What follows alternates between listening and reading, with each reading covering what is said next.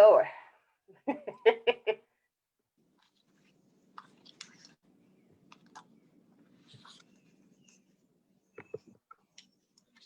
Okay, okay. Good evening, everyone. Good evening. Thank you for tuning in to the Siwoo Summer Conversation Series. So we are going to get started. Sorry for being a little bit late. We had a little bit of technical difficulties, but we are going to get straight into it. I am the moderator. I am Brittany Veal. I am a board member for Siwoo. Just to tell you guys a little bit about Siwoo, Siwoo actually means the Center of Wellness for Urban Women. And we have been around for over 10 years. I think it's longer than that.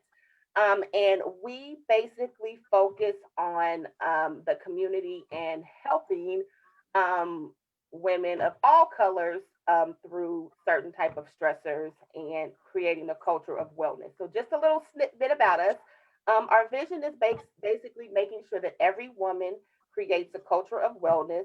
And our membership is our mission statement is basically the Siwoo empowers women and their families living in urban communities to take action in and with their well-being through education, advocacy, prevention, and care.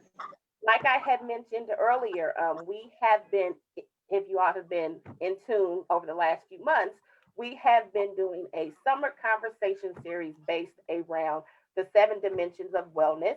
If you're unfamiliar with what those are, they are physical, spiritual, environmental, occupational, intellectual, emotional, and social.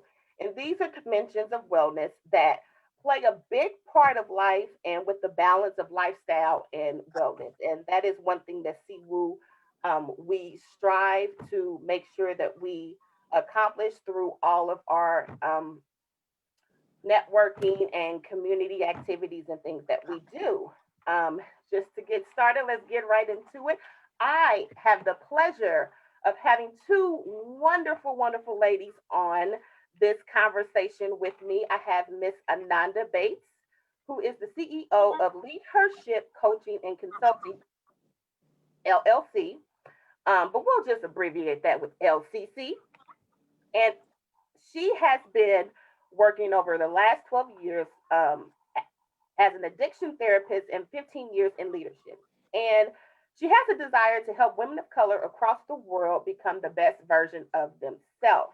A little bit about her company or organization, Leadership Coaching and Consulting LLC, launched into response of what she perceived to be a learning gap between the women of color leaders and their cohorts in the workplace. I can definitely relate to that. LCC is dedicated to helping women overcome self doubt and feeling undervalued in the workplace so that they can become the leaders they know that they are destined to be. Currently, AhNonda is the Vice President of Education, Training, and Credentialing for an Indianapolis nonprofit organization. She is a graduate of Purdue University holding a dual bachelor's degree in psychology and law and society. She graduated with a master's degree in community psychology in 2008 and has been a licensed clinical addictions counselor in the state of Indiana since 2011. Additionally, AhNonda has over 8 years as being an adjunct professor, both online and in the classroom. She continues to facilitate trainings across the U.S. on various topics, including secondary traumatic stress, anxiety and stress management, and understanding the science of addiction.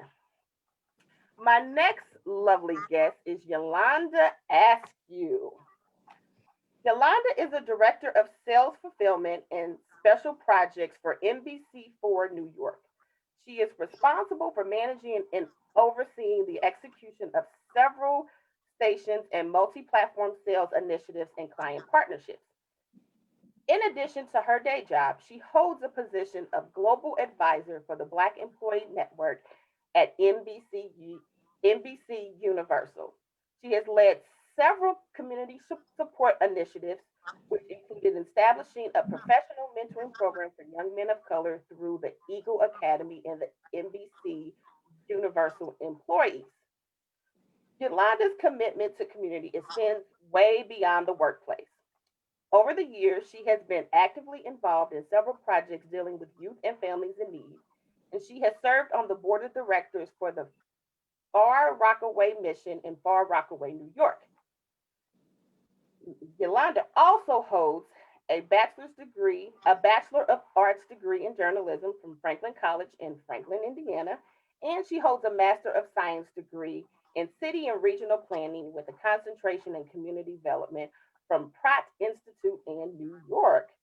She is a proud native of New York, where she resides in Queens. Okay, I need to come see you then. And at the end of this, we will have the ladies put in their link for their social media pages and links, and if you guys would like to be in contact with them.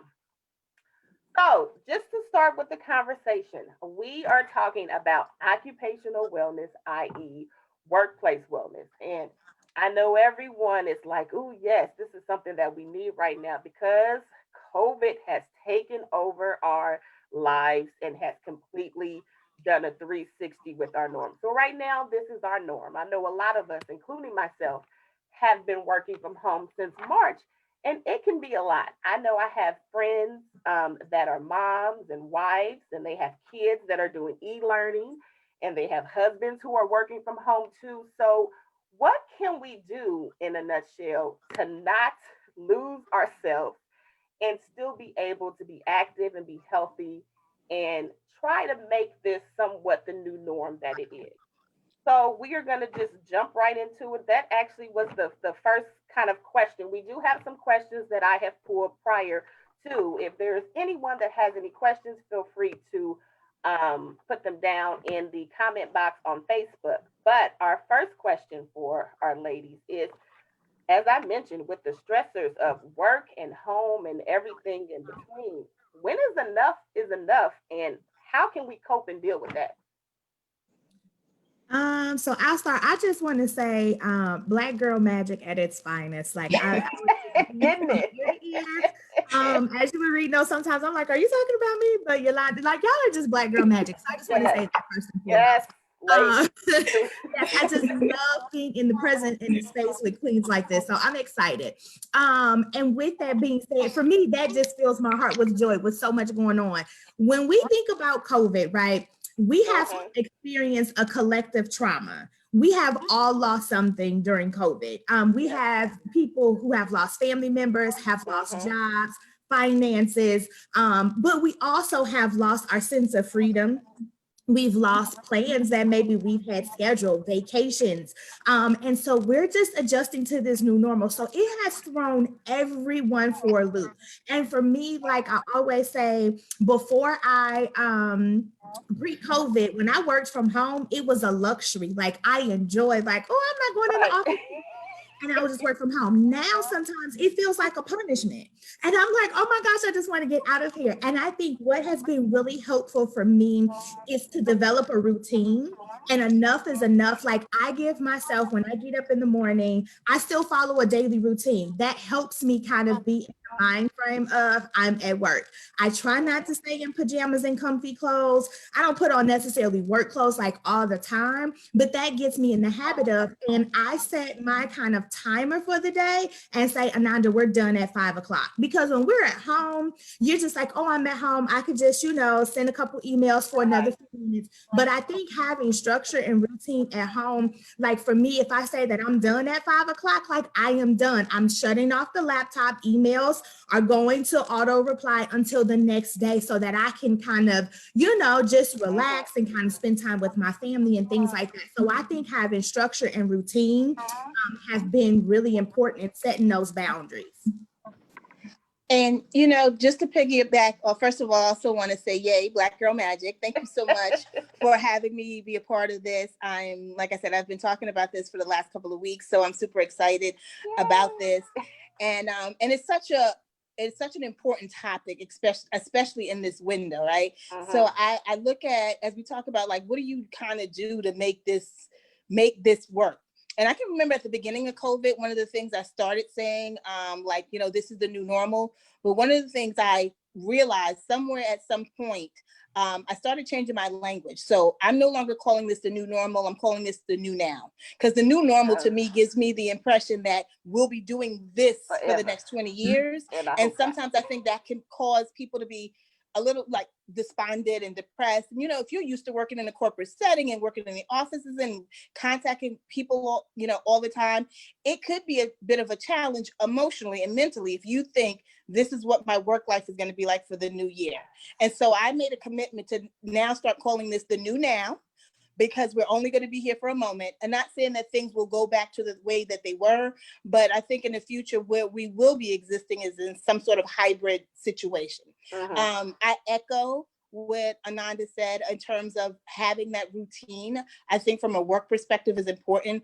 I'll be honest, I think what kind of also, I mean, I've always been a person to get up and get dressed and do what I needed to do first thing in the morning. But I think what also pushed me was that our team started having a whole bunch of video meetings like first thing in the morning. So, you know, I don't have the luxury of rolling into the space, the workspace, virtual workspace, dressed any kind of way. But in a way, it has been very good because it also forces me to maintain that routine to be able to remind myself, once again, this is the new now. At some point, I will have to get dressed. At some point, we will have to get dressed to go back out there in the workforce. So I think it's been very important and very helpful to have those routines. And, you know, so I think that's, you know, like number one, check the box. And I'm all about the signing off at a certain point as well. I think initially when this first started, it really was that working 12, 10-hour days because your computer's here and I have a computer, I have a work computer, I have a work iPad, I have a work phone. So can you imagine the idea of like walking away from any of those? But you do have to make a space in your head to say, I've got to shut down, I've got to tune out, and I've got to reboot. And I think not just you got to have a mental space too, but I think it's also important to have a physical space to work too. So one of the things that I did, I went and grabbed like a few of my favorite things off my desk at work to bring them here. So when I'm working in my space, I've made it comfortable. Everybody may not have that luxury of having an office. Unfortunately, I don't. So we have to be very strategic and have a morning meeting, my family and I, to say, you're going here. I have 5 meetings. I don't have much to do today. And so we have to do that. So I have like a little crate that just like sits there and I have my favorite things. And a part of me kind of getting in work mode is setting my favorite things up to really create it like I'm at work and it's a workspace. And sometimes it's just important for me to like get up and be like, I'm actually going to comb my hair so I can, you know, be on camera. I feel good. Like I'm putting on makeup today and my daughter's looking at me like, why are you putting on eyelashes? Because I'm like, I need to feel normal. I need to feel, you know, and so doing those things, but also being flexible. Like we all have to be flexible during this whole thing because you never know. It can be so unpredictable. And having a 5th grader who's working from home and my partner's also working from home, it can be difficult. So I think communication has been very, very important for us to make sure that we're in the loop. Like they're not, I told her, I said, you can't come home until after I get done with this. So this is your time. So communication, I think too, has been really important for us. Yeah, I think with me, I'm already a workaholic. So I can never just be done. Like my family members will call me or my friends will call me and it's like 9 o'clock and they're like, Brittany, why are you working? And I'm like, well, it's just me here. So if I can get ahead and do some stuff, that's what I do. But that's my problem. I don't know how to cut off work. And I actually like my space. I turned like a bedroom into an office. So I like my space. So I'm always in here a lot, but it's really hard for me to remove myself from it and go somewhere else and not be, you know, completely occupied with work. So yes, I definitely understand. So this next one kind of hits home with me, and I don't know about everybody else, but you know, a lot of people I've heard it from friends, families, even coworkers, but a lot of people feel like they're losing themselves because we're in this not hibernation, but we're in this. I I I don't want to call it. It's not jail of any way, but we feel like we're in our homes 24/7 all the time, and we can lose ourselves and forget who we are. So you know, with everything that is happening, how can we get back to our old self, our old routines, things that we did prior to COVID? I think during this time, again, we have to be flexible and the space and the time that we're in, it looks different. So I've been encouraging people to, this is a time for us to really tap into our creativity, and we just have to do things differently and step outside of that. I think that a part of that too is giving yourself grace, because not everyone adjusts to our new now in the same way at the same speed. And that's okay, because I've had people like really being hard on themselves. This is really hard on us, not just physically, but emotionally and mentally as well. So like the first thing is giving yourself grace. So if you don't feel like doing it today, that is okay, giving yourself grace. But I think after you get through that, a part of that, I think what's been really helpful for me is that now my time has to be more structured than it even was before. Like before, I had so many things like after work today, I'm doing this, tomorrow I'm doing that. That has now stopped. And so now in order for me not to just sit here and just eat and watch watch TV, you know what I mean? I have to keep structure. And so that is something that's been really helpful to kind of maintain my mental health. There are books that I've been wanting to read.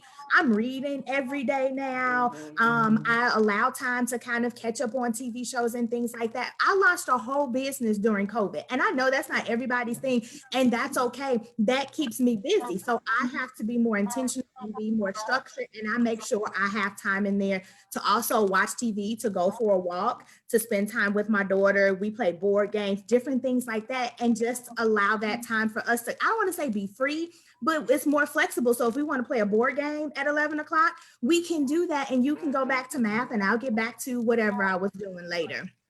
So I think having structure and really thinking outside the box of things that I normally wouldn't be doing, that I'm like, no, I've been wanting to do this forever. So I think that's really been good for me. And I echo that too. I think that there is this opportunity in this space to try some new things that you normally wouldn't try. But then I also feel like for me personally, from a professional level, there's also been opportunities to find new ways to do what I've always done. So here's what I mean. Like my friends will tell you, it is the running joke. Lori Weissman, I'm going to give her a quick shout out. It's a running joke between a friend of mine who says, she can't believe that I still stay in contact with every human being I have ever worked with who I call a friend. She literally can say to me, have you spoken to such and such? This could be somebody who worked with us 20 years ago. And I'll randomly go, oh my God, I talked to them last week. What I've done, once again, is one of the things that I have managed to do is that typically where I would go out with people and be like, hey guys, let's meet up for dinner. So once again, modified it. I call them Zoom ups. Like I reach out to my friends and do pulse checks to make sure people are okay.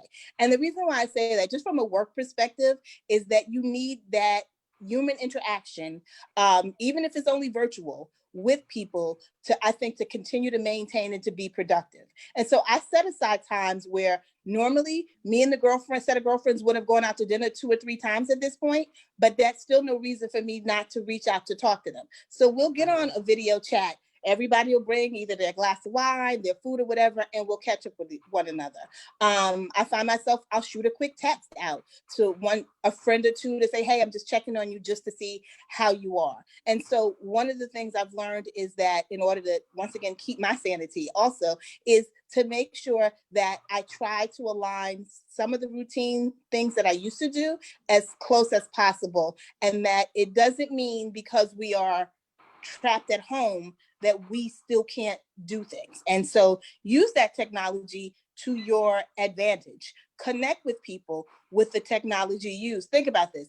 100 years ago, if my grandmother had moved across the country and my auntie had moved across the country, they did not physically see each other. How did they connect? They would write letters. So maybe it isn't the same thing as me being able to see them being able to see each other in person. But there were ways that people found to stay in contact with each other and have that human connection, even at times when it wasn't as convenient for us to be physically together. So I think if there was one piece of advice that I would give anybody who's paying attention is look for ways and different ways to do what you've done before. You'd be amazed at how you can figure things out if you just put your mind to it. Yeah. And then one of the things that I've done, like me and my friends, we do what we call wind downs, and we'll get on. But I also one day was like, I'm going to go through my contact list and just write down names of people I haven't talked to in forever. And I just shot them a text message. Like now we don't like to call people, Like I was caught on the phone, like talking to people, having hour conversations. Like we hadn't talked on the phone in forever. We don't like to do that. We'd rather just shoot a text message. And so like we started doing that. And I would just like made a list of everybody I hadn't talked to, because I think it's more important now than ever, Yes. because we can't see each other, that we have to check on our people, right? Because Yes. everybody's not dealing with this in a positive way. And we may not hear from them and we're like, oh, maybe they're busy or whatever, but they could really be struggling emotionally and mentally. So that's just another way to check up on your people. Like I even, like my grandmother, she's 91. And I went and checked on her. And so she's really serious about COVID, which I appreciate. Like, and it was we stood in the, in the parking lot away from, and just talked to each other. And that made her day just by her seeing us, that could be really helpful. And with her living alone, like she's 91 and she still lives alone. She misses that interaction, and she says that all the time. So we just have to really be creative. Like she got on Zoom for the first time and was like, I don't even understand what's happening right now. But she loves seeing her family. Yeah, I think with me, and I'm single and I don't have any children, and I'm like an introvert, extrovert. It just depends on my mood. I like to be out a lot, but then also I like to be a homebody and be at home. But at first, this was great because I do work so much. So I was like, oh, I get to purge my house, I get to clean, I've done all that. And I think that's what kept me busy and not, you know, mentally taking this for what it is. But then when I did all that and I was like, I don't have anything else to do, then it started to bother me. And like I've had to have conversations with my friends because I think they sometimes forget it's just me. And a lot of my friends have children or, partners. And they, oh my God, I'm tired of seeing my partner. I'm tired of seeing my kids. But then it's like little old me. It's like, what about the people that don't have anyone at home? Like it's me and my dog. And I can't have a lot of conversations with my dog because she doesn't respond. So it's like, that is truly to me, a form of isolation that I don't think I've ever experienced, is not being able to see people, not being able to physically go out and talk to people. Yeah, we talk on the phone, but as soon as we off, it's just me in a room and I'm hearing crickets. So that's the one thing that I kind of am having issues with. Like right now, I've lost some pounds, so I have a bike now, so I try to take walks and walk my dog and things like that. Because when I was at work, I worked off of the canal. I was always walking. I was always doing something outside. So now that I'm confined to my home per se, it's hard. So that was really a struggle for me, being in the house after being in it for like a month and a half. I'm like, what can I do? It's stressing me out. I think we kind of just talked about this with the last question, but what can we do to stay connected with friends and family? And I think we've already talked about that, but if there is anything else that you want to add to that.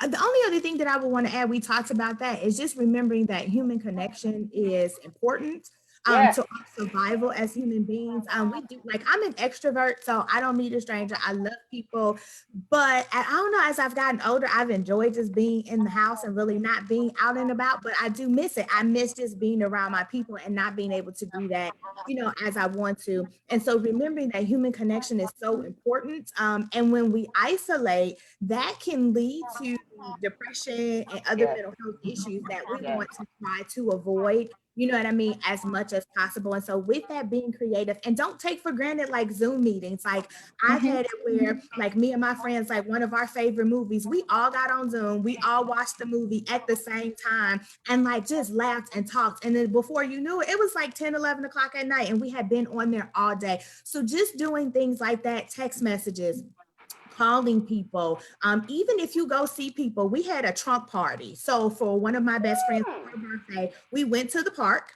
In the parking lot, we all we backed in our cars, and we lifted up our trunks, had lawn chairs. You brought your own beverages, and like food and snacks. We had spray, we had sanitizer, and we just sat outside, sat in front of our cars, maintained social distance, and just laughed and talked. We danced, we had a speaker. Like that, we would have never thought to do that pre-COVID. Yeah. But that was a way for us to get together. We've done that with our kids, like just bring the kids out and like they want to just play on the phones anyway. But for them to see each other and things like that, and just to get out of the house and just get some fresh air is so important. So those are just like some things like have a trunk party. The weather is still nice. Go to the park, park your cars, and get your lawn chairs and just sit out and enjoy each other. I agree. I think it's also important for people, and it depends on what state you're in. So I don't want anybody calling me later on and saying, you told me to go outside and do A, B, and C. New York is at 1%. So so I'm gonna speak from a New Yorker's perspective, right? So I know some of you may be living in places where the numbers are still high and still continuing to grow. But to AhNonda's point is also because we've been confined in the house so long, you almost have to, for some people, you almost have to say to yourself, at some point you're gonna have to start putting your toe in the water and going out, but be smart about it, right? So you don't want to become so paranoid that you never want to leave your house again because you're afraid, oh my gosh, I might catch something or A, B, and C. But take all the proper precautions that you can. Do small gatherings, right? Do those connections. Like I've had annual girls get together that a couple of friends of mine, we've probably been doing it for like the last, 10, 15 years. And every summer we pick somebody's house and we get together and we do what we need to do. And to be honest with you, also be aware of your friends and your surroundings, right? So the friends I got together with are not my crazy friends who like big up, all party all the time. I'm not going to see those folks in person. But my other friends who I also know who have been smart and precautious. So I felt comfortable connecting with them, getting together, and same thing. Everybody had their masks, doing the social distance. We were a small group. We hung out. When it was time to go home, everybody left. But also, be cognizant of who you're connecting with. But don't be terrified of going outside. We also have to start saying to ourselves, we have to be able to live beyond this moment. So be smart about it. You can have smart fun. Absolutely. Very true. So the next question that we have is, what are some things that we can do to have that whole work-life balance? And I think we've talked about this whole conversation of things that we can do, but what are some other things that we can do to kind of manage that work-life balance from the perspective of a mom with kids, and a husband, a single person, or someone with a spouse and no kids. What can we do to kind of still keep that work-life balance while being basically isolated in some form? Well, I'll start off with this one. So I'll tell you from the single perspective. One of the things that I ended up starting to do, which was great. Initially in the beginning, same thing. You work in, you sit down, you're trying to bang stuff out, you're trying to get stuff done. And then you have to make a conscious decision. And it is a conscious decision to get up and walk away from whatever your workstation is. And in the beginning, it was everybody stay in the house, everything was locked down. So what I actually started doing was I made a commitment that I would shut everything down around 5 or 5:30, or at the very least, I would take a break. And then what I would do was wasn't necessarily at this point going outside and walking, because we were still trying to all figure out, like, can you catch it by just, looking out the window? And so as we were trying to figure out what was good and what was bad, I made a commitment that I would stand up, walk around, and do something in the house. So I would pick a podcast, or I would have a playlist, and I would know that podcast or the playlist would be 30 minutes or 45 minutes. And my commitment was I was not going to sit down until the podcast was over. So I would do stuff like I'd put my dinner on, right? So here's the routine. If there was stuff that was cluttered and I needed to clean up a specific area, I would do that. But I would tell myself inside my own space, you're not going to do work. You are going to take this time to either listen to your favorite podcast, listen to your favorite jams, and you're going to give yourself 30 minutes. So it wasn't a quick in and quick out, because I know for some of us, we could be like, no, I'm taking time for myself. And literally you're taking like 5 minutes. That's not time. So I consciously made a decision to set aside a block of time where there was no work. There was no nothing. Buds on, speaker loud, food cooking, whatever it was. And I incorporated something I enjoyed. So I didn't feel like I was watching the clock saying, wait, okay, is it 5 minutes? Is it 10 minutes? Mhm. And then it was very refreshing and very relaxing. And I found that I've eaten a lot healthier since COVID, because also that conscious decision, because now I'm in the house, I could do A, B, and C. So from a single perspective, I tried to make sure that I had fun routines that did not involve work. And it also involved turning off my ringer for every work device that I had. So even if emails were coming in and things, it was after 5 o'clock. So now I'm not tempted to go over there and be like, oh, wait, did that email come in? So I tried to create a space and an atmosphere that made it conducive for me to be able to relax and to have that work-life balance. So I'll let AhNonda chime in, because I know her scenario is a little bit different. So I have a partner, a fifth grader, who's almost 11, going on 21. And it with her being the only child, and she's like, I need help. And I'm like, you really don't, you just want my attention, but it's all good. So for me, I think that in my private Facebook group, I talked about the power of a morning routine. So just like you talk about, I give myself an hour. And for me, because there are other people living with me and I have to juggle so many hats within these work time, that I get up an hour before. Like, this is a sacrifice. And again, it is intentional. So two things, I always use the words intentional and consistent. So I intentionally, and I hate it when that alarm goes off at 7 o'clock, I'm like, again, and I'm like, yep, AhNonda again. And that is my me time. So I get up in the morning, I read my devotional, I pray, and then I have this neat little define my day planner. I literally sit there and plan my day. It is so helpful because now I'm being proactive, I'm being intentional, and I plan my day. When COVID first hit, we were just flying by the seat of our pants. If whatever happened, happened. Now I'm like, in order for us to maintain our sanity, we have to have some type of structure to the day. And I literally sit out and say, all right, well, today's not really a busy day. So now I can maybe do some other things that around the house in between time. And if it's a busy day, then I make sure those breaks, I take breaks. I go sit out on the patio and just listen to nature. I love crime podcasts. So I listen to like Crime Junkie. I'll just sit out on the patio and just listen to the podcast, or I'll go for a walk. And then I set an alarm every day. So if I look at my day in the morning and I'm like, well, I don't really have a busy day today, so I'll just end my day at 4 o'clock. I'm ending it early today. If I have a busy day, then I set my alarm every morning as soon as I get done with my planner to say at 5 o'clock, when that alarm goes off, that is my prompt and my cue to stop working. Because if not, I'll just be sitting here plugging away at the laptop, and before I know it, it's 6, 7 o'clock. Lunch breaks, that's so important. I know that pre-COVID, I struggle. I would work through lunch. I'm a work through lunch person. But now I'm like, no, my lunch is like literally right over there. So my lunch break, I'm literally close my laptop, go sit on the couch, and I will watch one of my favorite shows or that I need to catch up, and eat lunch for an hour. I set my alarm, it goes off. Like, I'm an alarm person because I'll get distracted and forget, and then I'll be watching TV shows for 4 or 5 hours.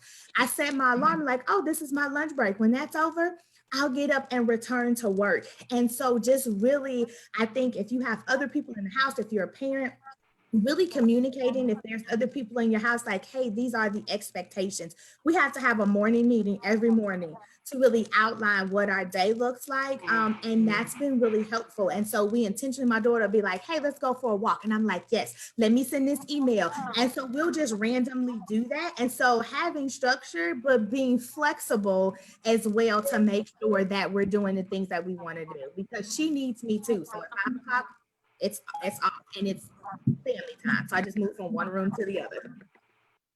Yeah, my job, I'm actually blessed that I work for a company that really is, they are gung ho on having that time, taking your break. I was one of those people, AhNonda, sorry if you hear my dog, sorry. But I was one of those people, I worked through lunch always. And because my boss knew that I was like that at work, she intentionally texted me or called me and said, Brittany, have you took a lunch? Wait a minute, what are you doing?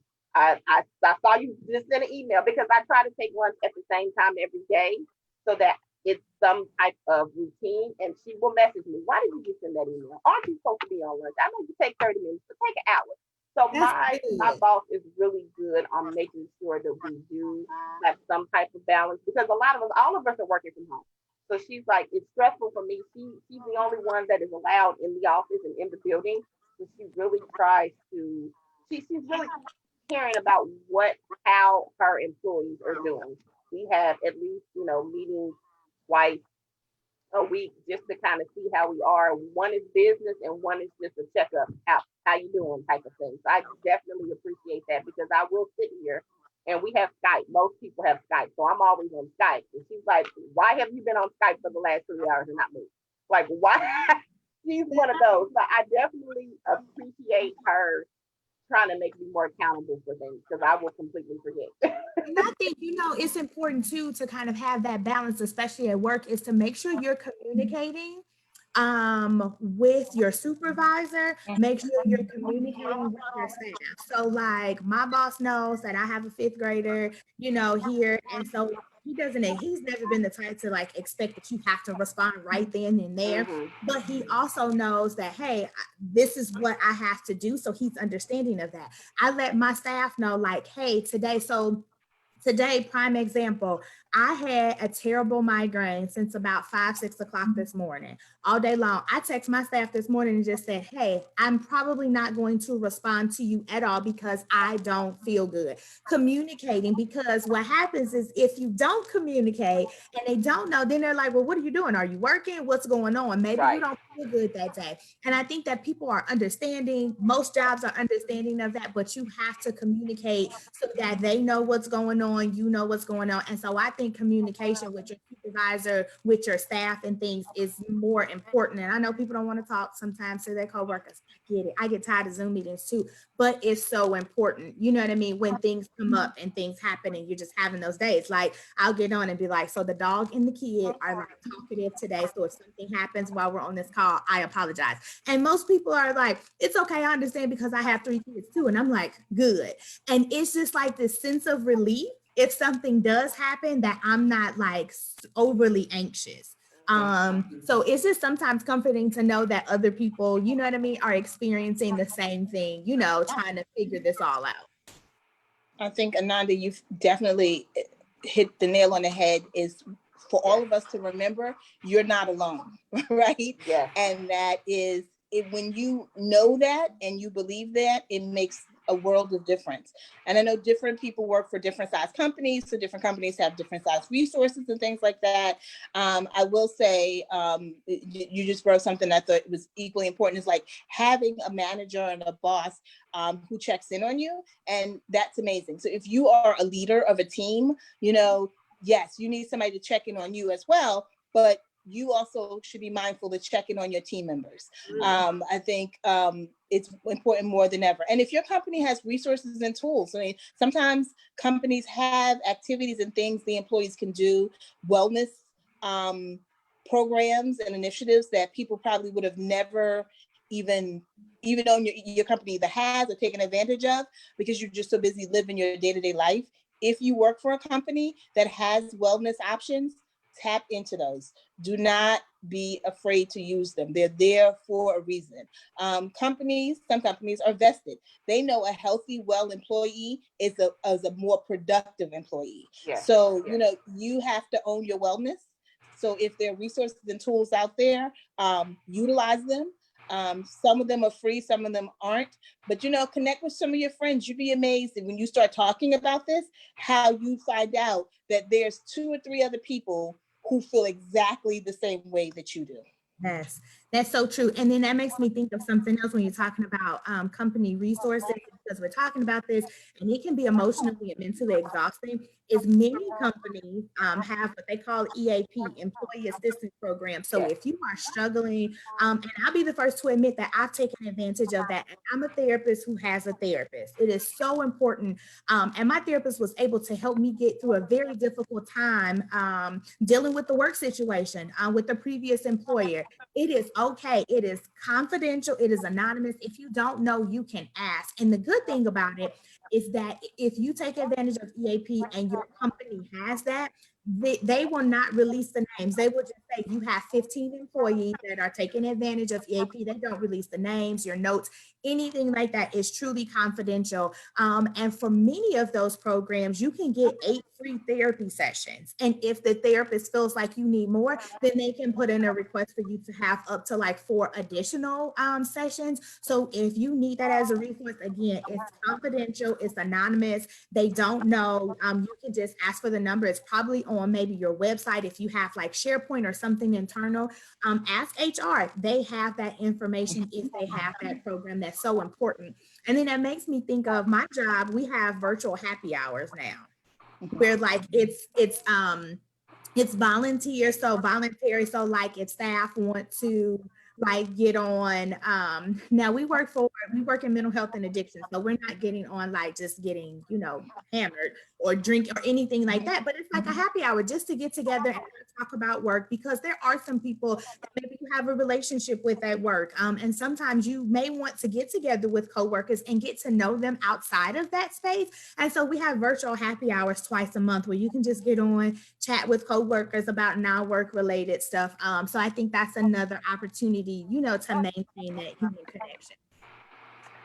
I actually just see that we just got a question. I think we just kind of answered the last question I had, but I want to get to this question because it's a very good question, and it is, how are you both handling the racial unrest, which I'm sure has an impact in the workplace? Very good question. Thank you, Rhonda, for saying that. Ooh, Rhonda. Right. Go ahead. That's a heavy one. Hold on. Let me get. Look, Mike. Okay, go ahead.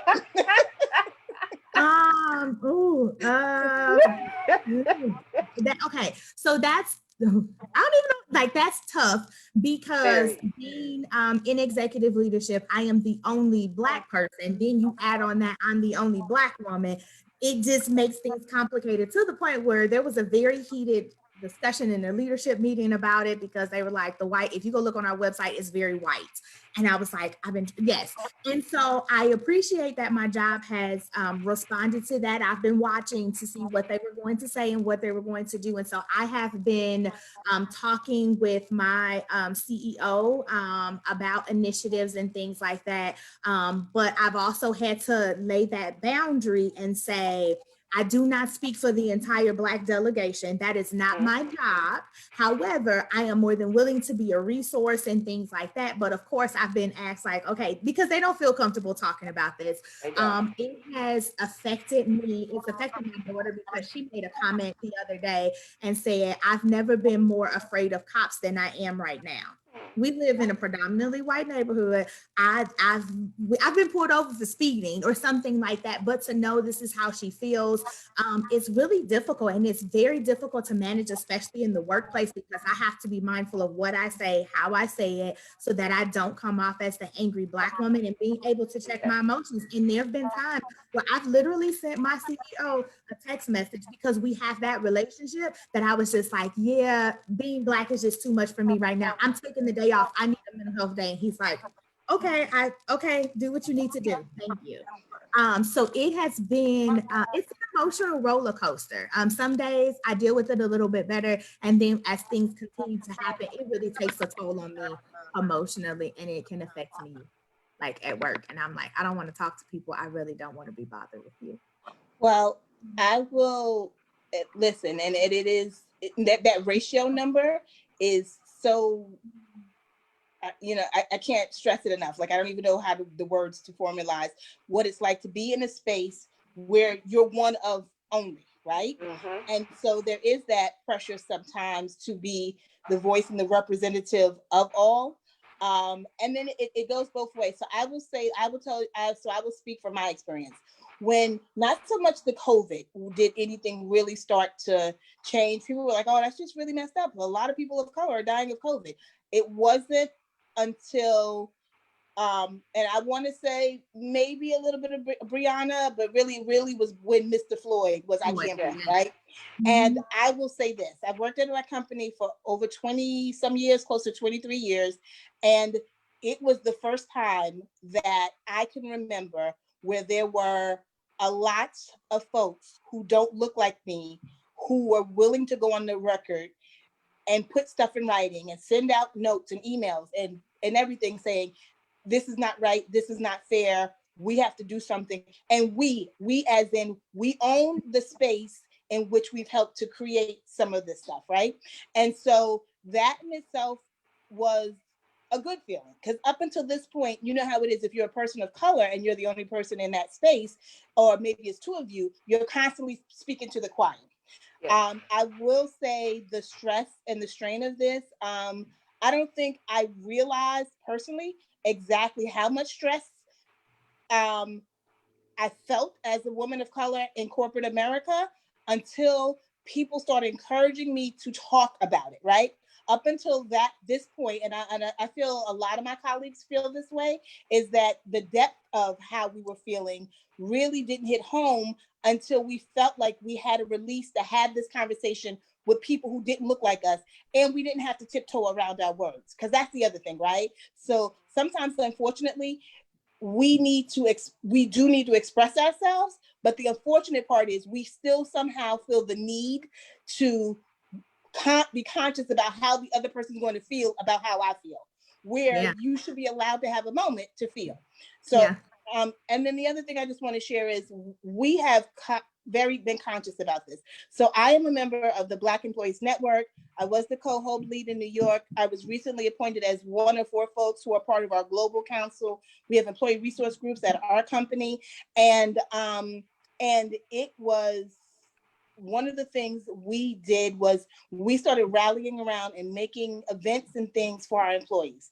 When this first jumped on, we brought in a therapist, right? Not somebody from the company, but someone who looked like us, who was a trained therapist, to basically, we had sessions, we called them business unusual, where we talked about the fact that it wasn't just about the COVID, but just how unusual it was in the world that we are, and gave our employees an opportunity to express themselves.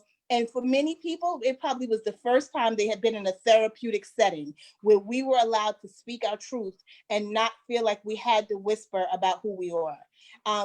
It's ironically, we just had another session today. We started calling them the post checks. And why am I saying this? Because in April, everybody was concerned about, oh my gosh, we feel bad. What can we do to help you? And then, after a while, sometimes when things lose their favor, people go back to work and they get busy. But one of the things our group has consciously done is making sure that we set up a routine where we check back with our employees on a regular basis to make sure you're okay.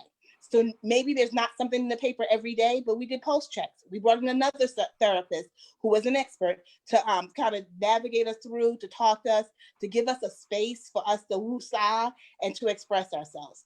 And so that's what I can tell you we've been doing. And then we've had village talks where we've allowed our folks to, where it's just us having a conversation about being a part of what is our strategy for our step forward. So the company's been very open about hearing what is it that people of color need. I'm going to say Black people, because right now, this is because that's the organization I'm a part of, and being a part of the strategic planning for what the path forward looks like. So, is everything going to be 100% perfect? I don't know.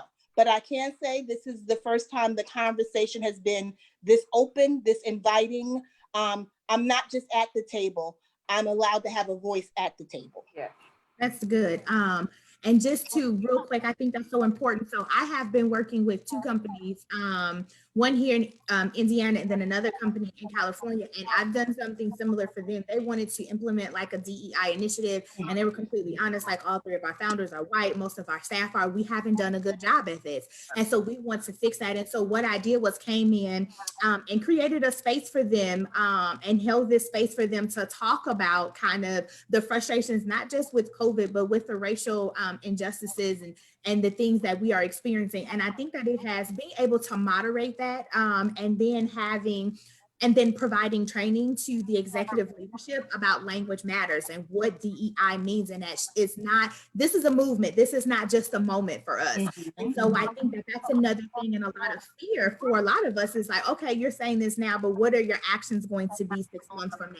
And so I think it really is important because at work, we don't talk about race, right?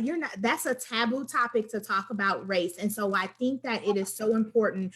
And I get so excited when I hear that companies are like, no, we need to have these uncomfortable conversations and we need you to train us how to, because they're like, I don't know what to say or how to say it. I don't want to be offensive. And so being able to provide that training for them to help them have those conversations, because I'm like, I won't always be there. And I want you to feel empowered to do this because you created the system, right? You are a part of this.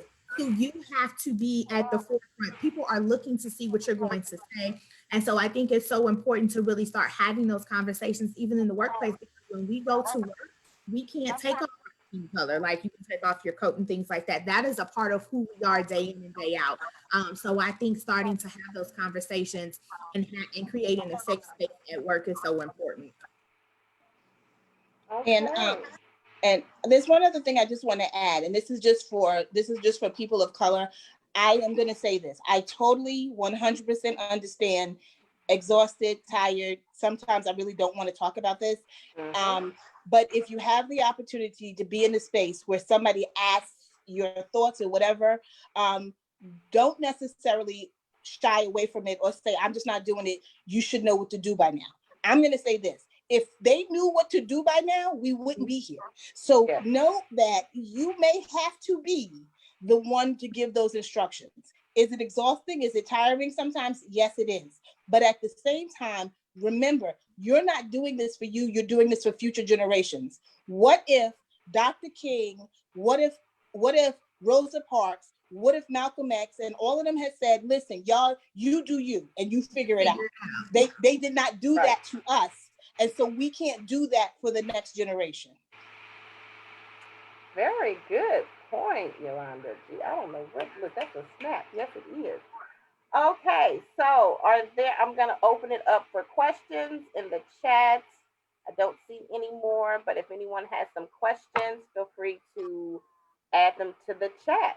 One last thing, and I'm going to say this because I know there is someone that is out there that is feeling this way.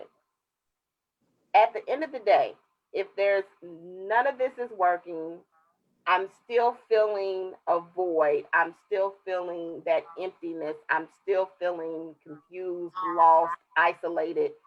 What can a person do? Go to therapy. No, I mean that like wholeheartedly. I mean that like wholeheartedly. And I say that as a therapist. And so this is a topic for another day, because this could be a whole session within itself to talk about Black mental health and the stigma around that and why we don't go to therapy. And so it is my mission and my goal. I talk about it all day long and I don't care, because I want us to be well. I want us to heal. I want us to be healthy mentally. There's so much stigma when we talk about like mental health. You just say the word mental health and I'm like, I'm not going to see a therapist. No, I'm not. We automatically think like, oh, I'm crazy. What had our grandparents, aunts, uncles, moms, dads, what do they tell us? Pray about it. That's great. I'm not saying don't pray about it, because I am a religious person as well, but that does not negate our responsibility as humans, right? So sometimes if you are just feeling like this is not enough, it is okay to go to therapy. And I tell people all the time, who has to know that you go to therapy? Nobody's asking you to put up a billboard. You do not have to make a Facebook status, an Instagram status to tell people that you are going to therapy. It is okay to not be okay, but it's not okay to not do anything about it. And to continue to go on as if like, oh, it'll go away. It does not. You may have moments where you feel better. And because somebody uses the word and says like, oh, I may be depressed, that does not mean that it's a death sentence. It is not a life sentence, but a therapist truly is an unbiased person that can give you studied, scientific, validated, reliable clinical interventions to help you to get over, to help you to heal, to help you to deal with whatever is, whatever you're struggling with. And that is, it's okay. You don't have to tell anybody. Nobody has to know. I went and saw a therapist for a long time and nobody knew. on my lunch break, I went because I had to do something. I couldn't therapize myself. So I'm like, I have to do something to heal. And it was probably the best choice, the best decision that I made because it allowed me to show up as a better person, to show up as a better mother, as a better partner, a better friend, granddaughter. So it is okay. And there are so many resources that you can use. You can always contact me. I get inboxes all the time about where they can go. You can go to therapyforblackgirls.com and find you a therapist in your area.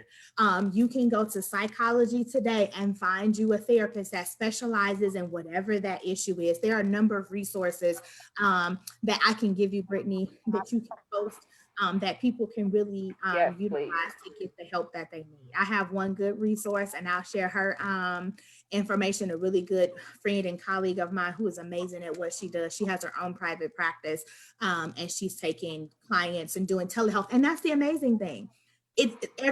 Everyone is doing telehealth right now. So if you don't feel comfortable going into the office, you can have a conversation just like this on Zoom or whatever confidential platform that's HIPAA compliant that they use.